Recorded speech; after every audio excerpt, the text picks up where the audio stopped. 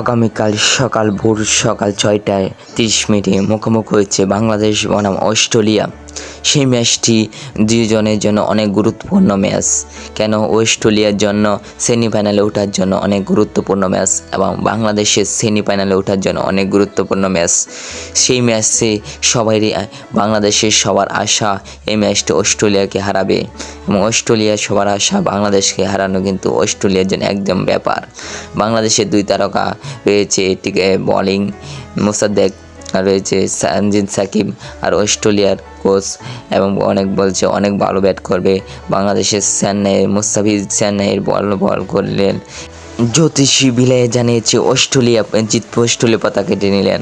তো বাংলাদেশের আশা, বাংলাদেশের অনেক ভালো বল করছে। ডেভিড ওয়ার্নার অনেক ভালো ব্যাট করবে সে আশা জানিয়েছে।